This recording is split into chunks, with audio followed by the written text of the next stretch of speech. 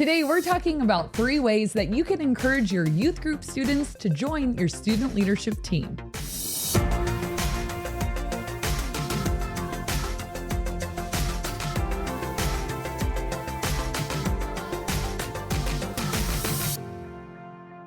Welcome to the Ministry Coach Podcast, where we bring you weekly tips and tactics to help you fast track the growth and health of your youth ministry. If this is the first time we're meeting, my name is Jeff Lascola, and this is Kristen Lascola, and it is student leadership season. We're like in the last stretch of summer, and if you want your student leadership team to follow the school year, having your first meeting in September, ending your last meeting in May, it is time to do your student leadership presentation. Get those applications out and into the hands of kids so that they have time to fill it out, talk to their parents about it, turn it in. And so today we're going to be talking about how can you encourage your students to join your student leadership team.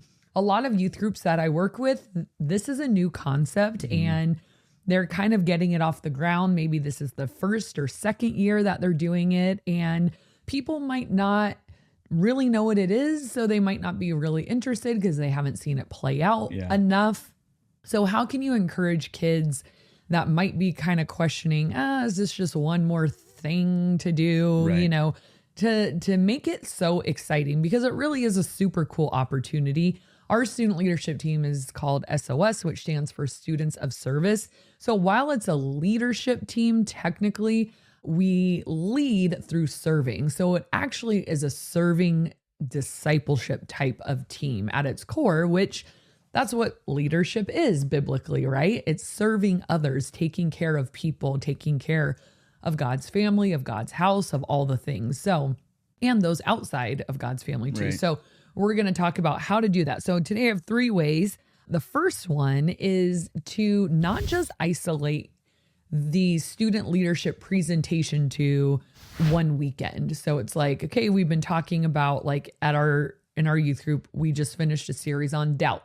And then it would be like, okay, let's talk about serving, or let's do the SOS presentation. It's like, well, the better strategy would be to embed that into a serving series.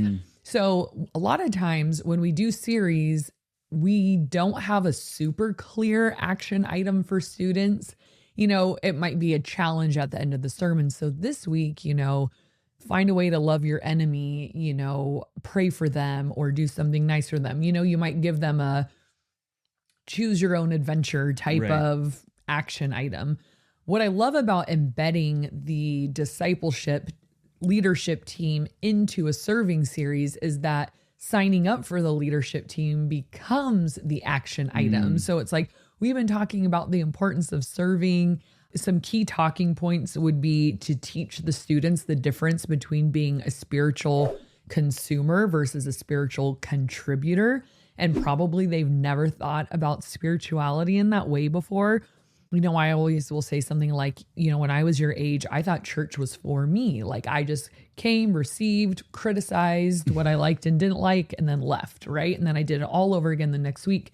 But I failed to realize that the church does not exist for me. I am the church, and the church exists for the world. So you're shifting the way the students think about what church is. It's not just here for it to be your favorite games, your best friends, and your favorite worship set. Great if all of those happen, but the church has a much bigger purpose besides filling your preferences. It's to serve the world, and you can be a part of that. So have you been a spiritual consumer for far too long? Is it time to change the way you think and interact with church? Another key talking point is like teaching students that we're all made to serve. We're all meant to serve. God has gifted each one of us to contribute to and in his kingdom somehow. And this is your opportunity to actually do ministry with us. Like not just be like the kid who comes and leaves and sits down, gets up, and but it's like, is there more to church? Like, how does all of this happen? Or what can I be a part of? And I think sometimes students need to hear that. It's like, you don't have to wait till you're an adult. Yeah. Like you can do that now. Yeah. And so all of these things kind of would be key talking points in your messages to start to point students to a now what.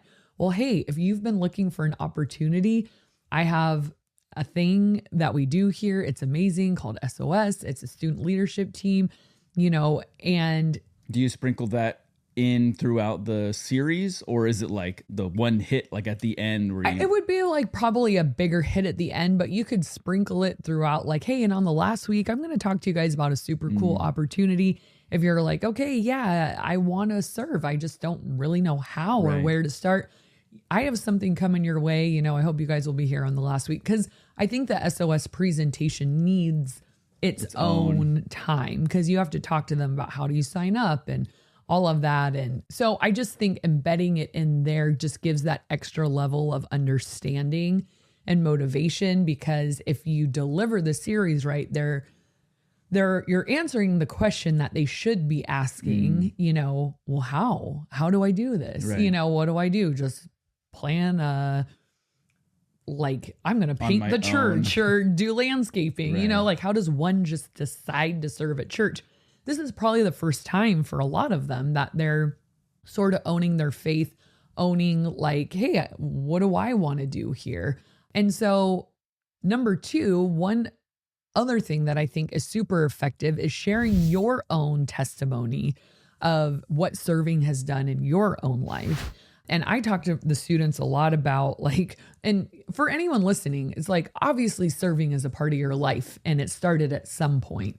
And to tell students that, like, who were you before serving and who are you now? What did serving do for you and your understanding of who God is? Because it's this whole other dimension of our faith that when you aren't serving and you're just receiving, you miss out on. So kind of dive into your own story and tell students, like I tell them a lot of times, guys, I don't even think I'd still be here if someone didn't invite me onto a serving team, because I had kind of like been going to church since I was 4 years old. And I'm like, yeah, okay, I know the gospel.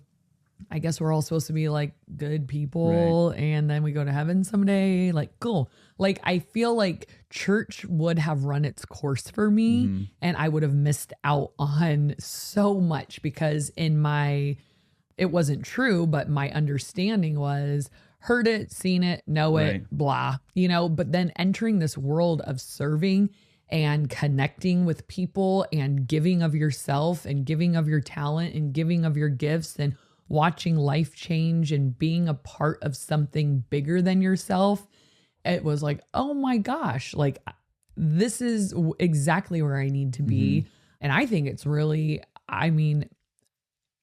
ministry, like who saved who kind of thing. It's like, yes, I was able to use my gifts for, junior high students and lead them to the Lord and all of that. But what it did for me the first time I stepped into it at like 18 years old was, oh my gosh, I didn't realize how at risk I was until I saw how far I had come. Yeah. So telling them those stories of like, hey, this isn't just like, hey, everyone pitch in. All right. There's a lot to do around here and no one's schlepping around and freeloading around here, body of Christ, and everyone grab a mop. Like, I think that's just the worst way we could possibly sell it. But letting them know, no, God has something for you. Yes, you're going to be helping other people, but oh my gosh, what is God going to do in your heart, in your life through serving? What new ways are you going to experience Him? And you're going to see things from a totally new perspective.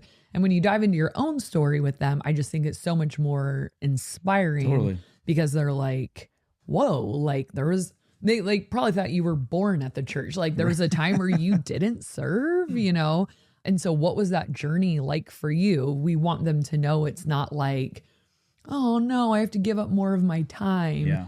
But, one of my leaders and I had this really interesting conversation the other day where it was on a Tuesday night during youth group.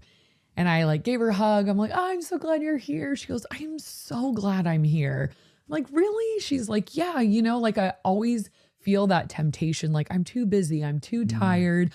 I should just stay home. Like I don't really need it. And then the second I come and start hanging out with students and doing what I'm good at, like, I don't even feel like I'm working. Like, I don't feel like it's like, put in another hard night's work at, youth group. She's like, it fills me up. And I don't know why I don't believe that every time. It's like this temptation of like, no, save yourself. Right. But saving yourself like Oh, who said that? Lose your life to find it. But saving yourself is losing yourself in the bigger picture. Okay. I thought you were going to say something. No, I was trying to clear my throat. Go From ahead. all this talking I've been doing. Yeah. I did have a question if you're at a breaking point here. Sure. So how many weeks should the series be kind of leading up to that? If we're counting the last day of that series being the pitch. I think it could be as short as 1 or 2 weeks. Okay. It could go to 3. I don't think you need 4 on serving. I think that's really long, but I think you could do it in 2 or 3 weeks. Okay. And one of those weeks being the actual pitch. Yeah. Okay. Yeah. But I just think the pitch is it's the culmination. I think you just won't have as much success just like, oh yeah, by the way, hey guys, we have this thing coming up. If you want to sign up, there's applications back there. And I'm sure that's what a lot of youth pastors do. They just fold it into the announcements like, oh, hey guys, we're starting a student leadership team. You guys should join. It needs more airtime than that. And it needs a bigger platform than that. If you're really going to motivate kids, like you don't want to miss this. You don't want like, what is God waiting? Like you need to develop a whole thing around it. So yeah, that's a great question. And if you guys were interested, we have a whole student leadership starter pack. If you want to email us at ministrycoachpodcast@gmail.com, just put student leadership starter pack and we can send that over to you. It has applications, kind of job descriptions. Obviously, some of those things you would change for your own youth ministry. It has the PowerPoint you've been using for like a million years that needs to get updated, but we have all that stuff. So yeah, if you do want it, just send us an email. We can get that sent right back to you. So I was talking to my friend Sammy. Hi, Sammy. This week, he's up in the Bay Area and he's like, oh yeah, we're launching our student leadership team. Yeah, I had your PowerPoint. I updated it. And I was like, it's more the bones of it. It is the bones. And I wish you guys could see me actually doing the presentation because I make clip art come alive, people. I say so much more than what's on those slides. Right. It's just like a jumping off point. But yes, if you get it. Real hip graphics from the late 90s. You know what? One of my leaders who started SOS made that. And to honor her memory, I will keep it. Thank you, Julie. Thank you, Julie. Yeah. And you guys can thank Julie too. Thank you. Beautiful. I love it. I had something else to say and now I don't know what it was. I distracted myself with my witty comments. Anyways, go for it. Thanks. Whatever you were doing. Oh, okay. Back at it. Whatever you were doing. Number 3. So here's again where you're filling in gaps. You really want to paint a picture, create a vision for them so that they can see it, So especially if they've never done it before, you want them to be able to see it. I will tell you the truth. Most of the students I have that do SOS are repeat the next year. So that tells you they're enjoying it. It's not 100%, but a lot of them. So if these kids have never experienced the team, you need to create the picture and the vision for them so that they can see it. So I tell them about their jobs. So I'm like, hey, everybody gets their own job, like a part of church that you are responsible for. It might be working in the snack shack. It might be worship, whether that's hand motions, vocals, instruments. That might be running tech. We'll teach you how to run tech in the booth. It might be greeting. That one's hard for junior hires, but sometimes I have an extrovert who's Gen Z stare. really good at it. They need a little nudge. I usually have to Several. I pushed our daughter this Sunday. There was this girl who's super sweet, but super shy. And I'm like, go invite her to sit with you. She goes, I already did. I'm like, well, do it again. Do it with words this time. And you could just tell she was like, oh, but she did it. She's shy. And she got shot down. So ooh, yeah. Ouch. Never be doing that again. Way to go, Mom. I know. So maybe they can help you in the cafe. Maybe whatever. I mean, however your youth group is structured, find areas to let students in and students help. It could be setting up. It could be tearing down. I have a student who likes to come early and she helps us in the office. whether she counts offering or writes letters to our Compassion International kid. There's so many ways that students can be used. So you want to tell them that is like, hey, ministry is for all of us. It's not just me because I'm a pastor or a youth leader or a small group leader or whatever, but ministry is for all of us. And I want you guys to understand, like, there's so much satisfaction in finding what you're good at. And if you start a job and you don't like it, let's try something else. You're not locked in forever. Sometimes they help with the little kids and they love it or don't. You know, there's so many, we're trying to help them find their shape, you know? I heard a pastor one time say, sometimes people will hesitate because like, well, I'm not sure if that's for me or if I'd be good at that or whatever. And he was like, do it. And you'll quickly find out if that is the role you need to play. And then if it's not, great. Check that one off the list and move on to the next one. Ask me how many days I lasted in the 3-year-old room. How many days? 1. Half a day. It was half a day. And I think they saw the writing on the wall. They didn't ask me back. They put a line through your name. I did not compute it. I'm like, wait, what? And they need help with what? And what? Crying because they got hit with a dodgeball. So question, school is starting soon, like for us, really soon. When would you start this series? So, and also if you're watching this and it's in February or March, whatever, and you really want to start a student leadership team, don't be discouraged. But if, and go ahead and start it. But if you were to say, was the best time to start it, when would it be? Before school starts or like right when school starts? No, before. Okay. Yeah. Which is kind of hard and tricky sometimes because people are still out of town. And I remember last year I did the SOS presentation and so many students missed it. And then I'm like, do I do it again? You know? And so I guess you'll have to time it right for you. The reason I say now, because I want to have my first meeting the first Friday of September. So I need all those applications to be in. And I try to give them 3 or 4 weeks to fill out the application. So it really has to start early August. It just depends how long you want application season to be open. You know, if it's only a 2-week turnaround, then you could start more mid-August, you know. So that's why. I mean, in 1 year, I waited way late and we had our first meeting in October. And it's not the end of the world. We have a lot of meetings, but kind of, I guess that depends on your timeline. But the other thing, other than their jobs, is, you know, tell them about the service project. So I always say we learn to serve inside the church. We learn to serve the body of Christ, but now we're going to serve outside the church because the church exists for a hurting world as well, not just to keep all of our people comfortable and happy, but what about the world, you know? So we do some service projects that are so great and we tell students all about them.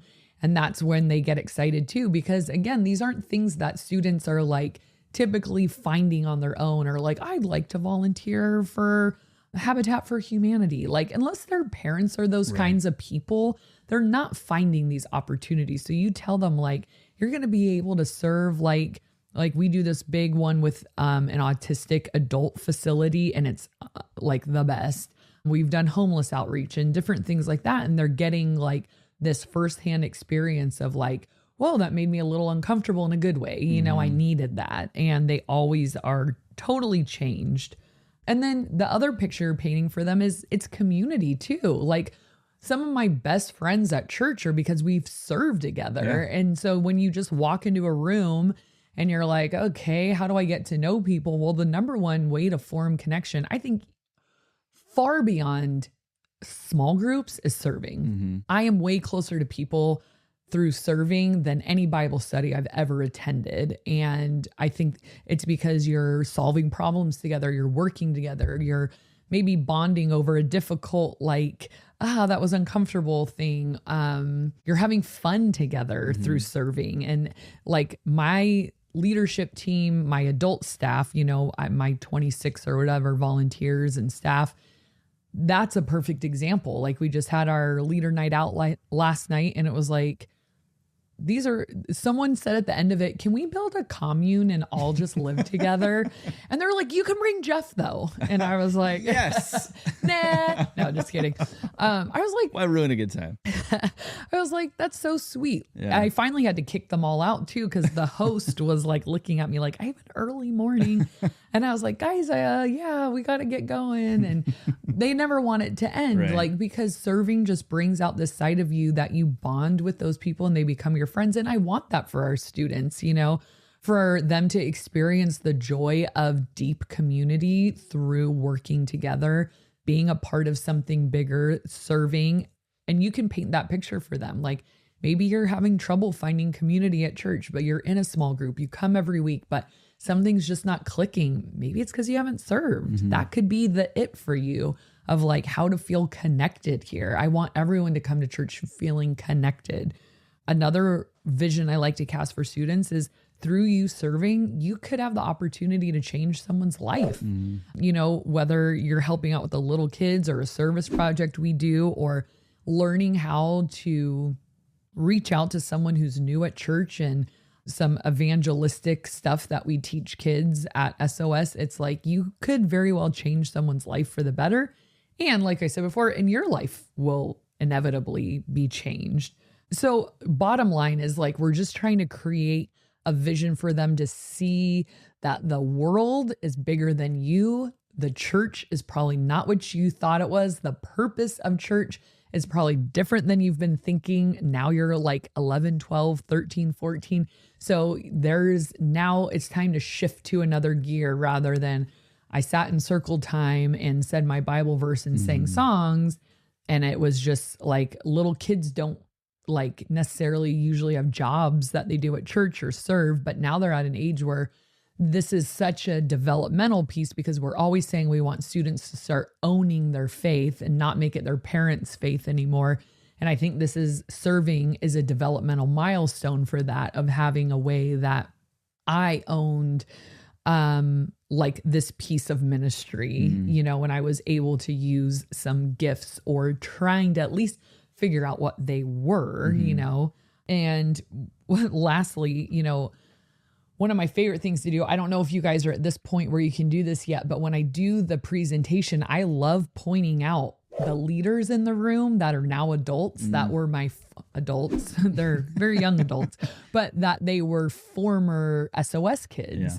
I'll be like, you guys love, you know, so-and-so. Well, guess what? She used to be an SOS kid. She was sitting right where you guys were sitting, not more than 7 years ago, because it instilled in her the love to serve, the love for the church. And now look at her, you know, she's a leader to you guys. Could that be you in the future? Is this where you start to get that training for how to be something for somebody else, how to serve the church, how to love God's people? Well, it worked for him. I mean, like, he was just a kid like you guys, and then he signed up, and now he's not a kid because he signed up.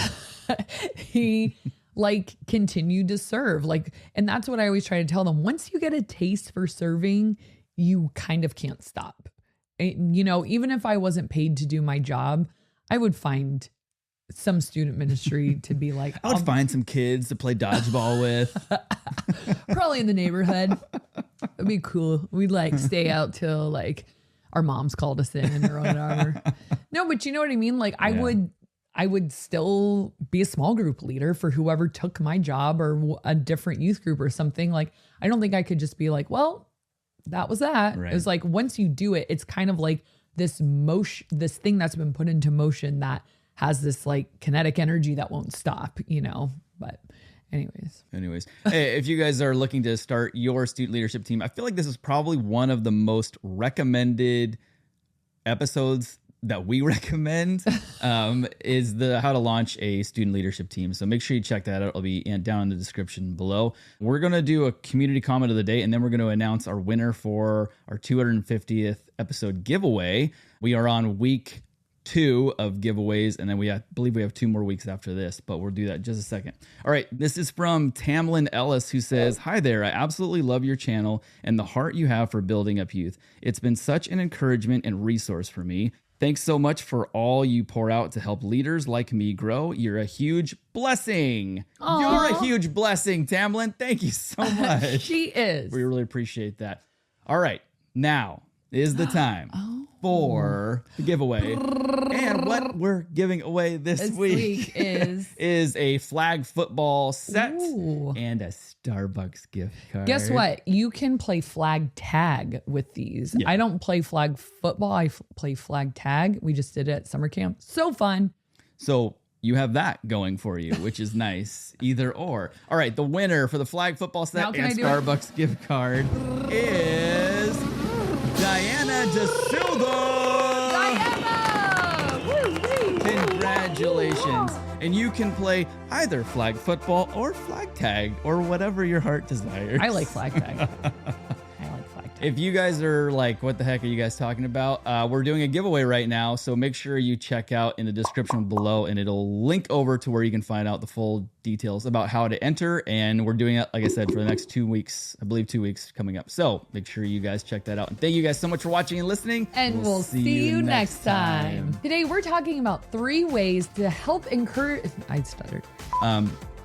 I'm sorry, are you bored right now? You can cut that out. Today, we're talking about 3 ways that you can help your youth group be on the youth group train. I don't know. I just said whatever came to my head.